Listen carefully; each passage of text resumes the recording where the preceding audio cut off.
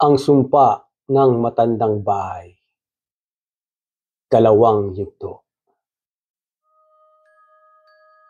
Sa mga linggong lumipas, tila muling naging tahimik ang lumang bahay. Ngunit para kay Tony, ang katahimigang iyon ay parang isang malalim na buntong hininga bago ang isang sigaw. Hindi na siya kinukutuban ng presensya ng matandang babae sa gabi. Ngunit may kung anong bumabagabag sa kanyang isipan. Hindi siya makaimik. Madalas niyang balikan sa isip ang sulat na nakita ng kanyang ina. Ang babalang nagsasabing, "Huwag kang magtiwala sa kanila. Sila ang tunay na may sala." At ang mukhang nakangiti sa lumang larawan. Ang matandang kapitbahay na unang nagbabala sa kanya. "Ma, paano kung may tinatago si Lola Nena?" Tanong niya minsan naghahapunan sila. "Hindi kaya guni-guni mo lang yan, anak?" Sagot ng kanyang ina. Baka kamukha lang niya ang nasa larawan. Ngunit si Tony, alam niyang hindi siya nagkakamali. Kaya isang hapon, nagpasya siyang puntahan si Lola Nena upang alamin ang buong katotohanan. Tahimik ang paligid nang makarating siya sa bahay ni Lola Nena. Luma na rin ito. Parang kakambal ng bahay nila. Kumatok siya ng marahan. Ilang sandali pa, bumukas ang pinto at sumilip si Lola Nena. Tony, anong sadya mo? Maaari po ba tayo mag-usap, Lola?" Tumango ito at pinatuloy siya. Tahimik sa loob, ngunit malamig ang simoy ng hangin. Umupo sila sa lumang mesa at hinainan siya ng mainit na tsaa. "Lola, nakita po namin ang lumang larawan. Kayo po ba ang kasama ng pamilyang iyon?" Tumigil sa pagkilos si Lola Nena. Tumitig sa kanya ng ilang segundo bago sumagot. "Oo, ako nga. Alila ako noon sa pamilyang yun. Pero hindi ako sangkot sa ginawa nilang kasamaan. Alam niyo po ba kung ilan ang pinatay nila?" Muling nanahimik si Lola Nena.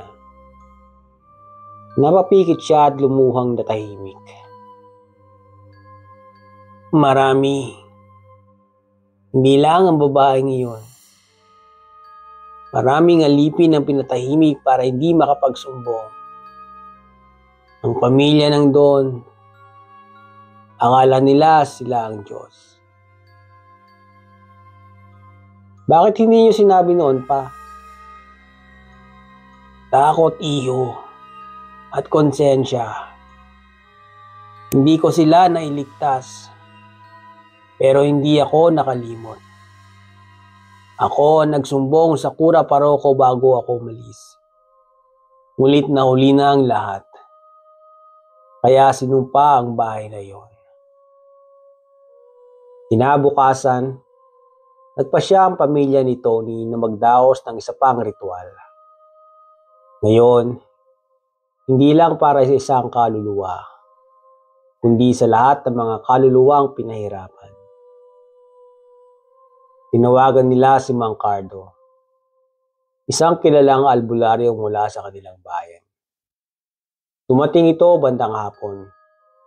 Dala ang mga gamit sa pagdarasal, insenso, mga halamang gamot, at isang malumbo ng lumang papel na naglalaman ng dasal para sa pagpapatawad at pagpapalaya. "Mabigat ang hangin dito," bulong ni Mang Cardo pagpasok pa lang sa bahay. "Maraming hindi matahimik. Maraming sugat ang lupaing ito. Nagsimula ang ritual sa sala. Pinatay ang lahat ng ilaw at sinindihan ang mga kandila. Habang binibigkas ang dasal, lumamig ang paligid. Umiikot ang apoy ng kandila para bang may humihinga sa silid. Bigla, umiyak ang kanilang bunsong kapatid na si Lila.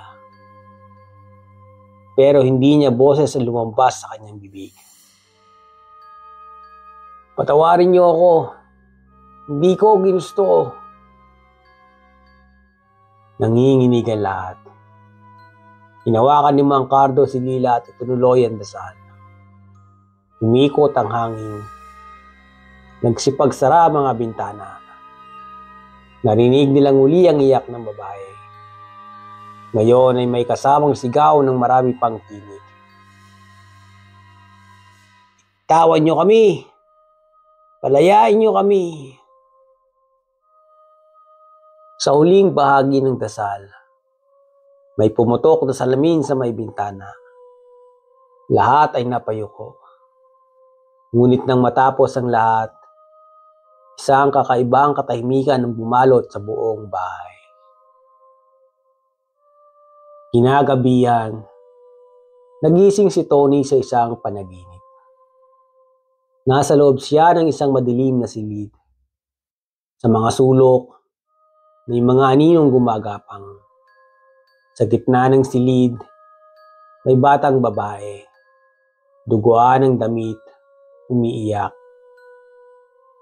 Kuya Tony, tulungan mo ako.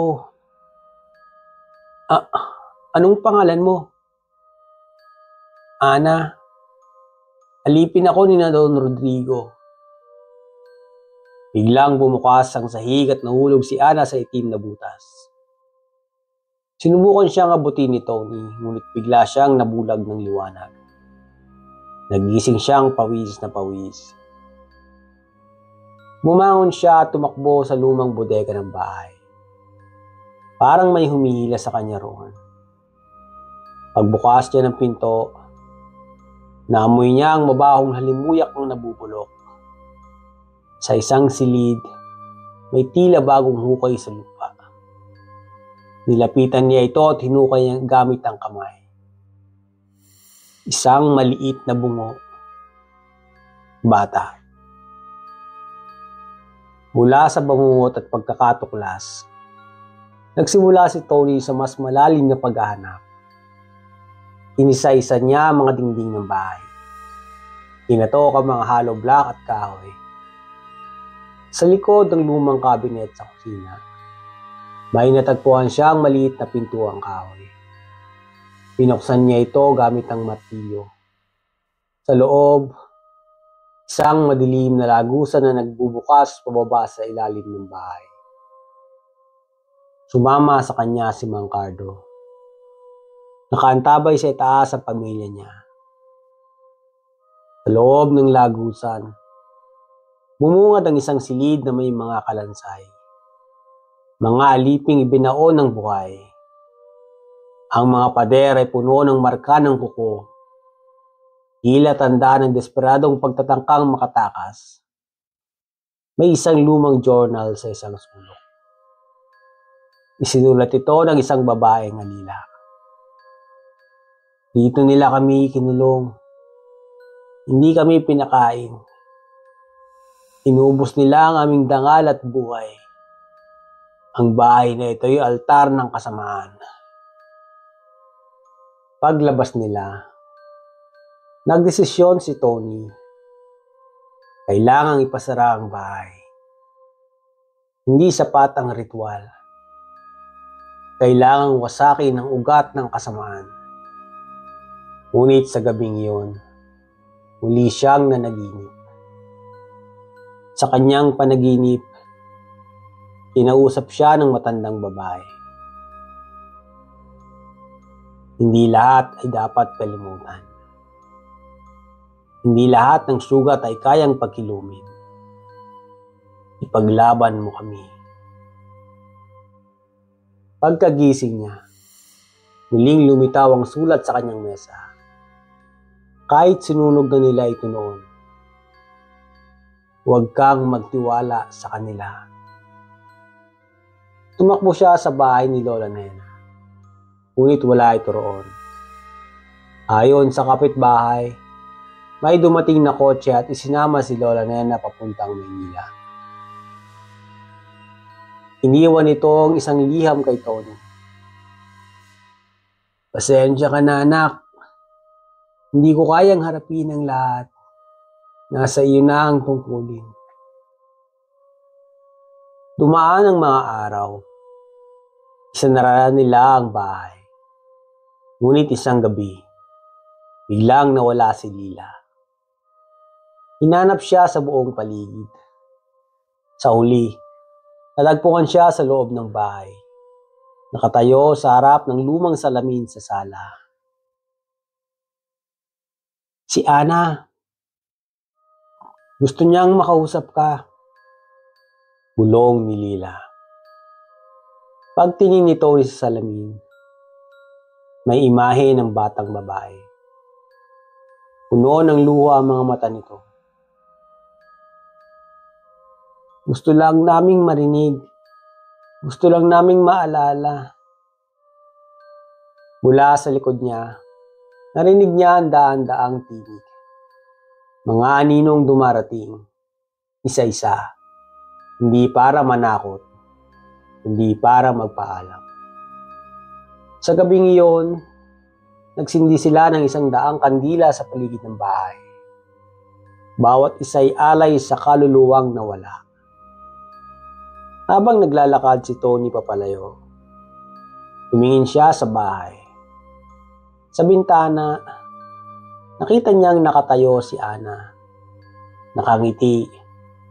Sa wakas, payapa na siya. Ilang buwan ang lumipas, ginawang alaala ang lumang bahay. Sinara at pinalibutan ng bakod. Isang simpleng lapida ang itinayo sa harapan. Sa mga kaluluwang hindi pinakinggan, ngayon ay narinig na. Ngunit minsan, sa ating gabi, kung daraan ka ron, maririnig mong muli ang mahihinang bulong sa hangin. Salamat, Tony.